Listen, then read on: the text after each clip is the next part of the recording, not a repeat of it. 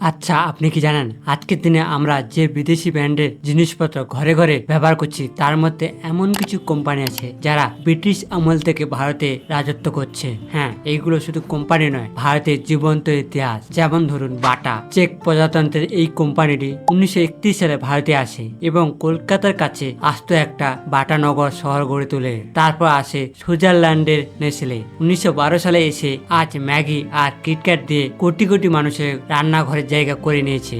আর 1933 সালে Hindustan Unilever, Surf Excel বা lux তো প্রতি ভারতীয় পরিবারের অংশ। কিন্তু শত বছর ধরে এরা টিকলো কিভাবে? প্রথম কারণ লোকালাইজেশন। তারা ভারতকে শুধু বাজার ভাবেনি, এখানে কারখানা বানিয়েছে আর দেশীয় মানুষের পছন্দ মতো পণ্য তৈরি করেছে। আর দ্বিতীয় কারণ সময়ের সাথে বদলানো। 90 দশকে যখন নাইকা বা অ্যাডিডাসের মতো বড় বড় ব্র্যান্ড এলো তখন তারা নিজেদের ব্র্যান্ডিং ও প্রযুক্তি পুরোপুরি বদলে ফেলে টিকে রইল।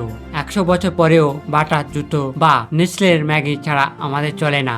আপনার পছন্দের এমন শতবর্ষীয় ব্র্যান্ড কোনটি? কমেন্টে জানান আর বন্ধুদের সাথে শেয়ার করুন।